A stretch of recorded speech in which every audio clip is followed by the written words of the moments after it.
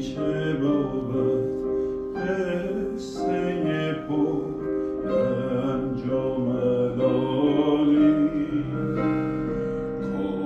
کابوس پر از وحشتی آشفته خیاله.